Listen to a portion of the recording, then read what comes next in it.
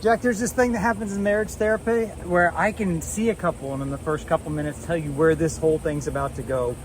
Because if they walk in and their heart is so incredibly hardened to the person they're sitting next to, there is nothing going to penetrate or get their attention that might cause them to experience change or even understand where the other person's coming from.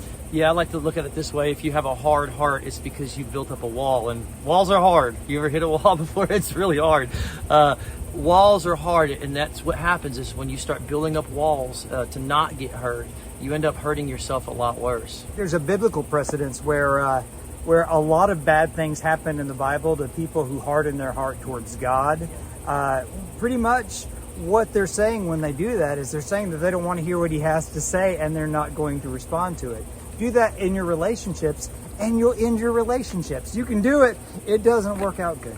Yeah, when you're trying to talk to your spouse or your loved one and you're having a conversation and you refuse to listen, one thing that you do is that belittles that person. It makes them feel like what they have to say isn't valued.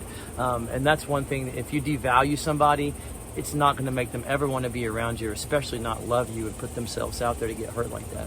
Soften your heart, and that is sometimes a choice. It's a step by step. I can see where maybe they were trying to do something for me. Maybe they were trying to meet me halfway or even an inch more than they had ever done before.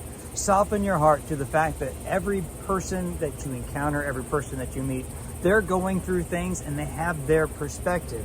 But what about me? What about my perspective? Well, you can say that if you want to, except for why in the world should they listen or care to your perspective if you don't listen or care about theirs? Yeah.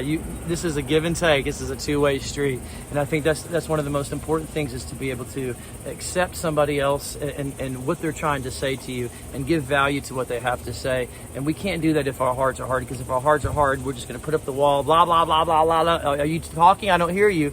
And we can't be that way because we're never going to be able to have good, solid relationships. You can have hard hearts towards your relationships. You can have hard hearts towards your children, forgetting the fact that they're also little people with their own perspectives and opinions and ideas. You can have hard hearts towards yourself and your own need and your own awareness. And a lot of that, well, hard hearts don't happen overnight. Most of us, if you find yourself where you've allowed yourself to get okay with things that you used to not be okay with, well, that's a gradual process of your heart hardening.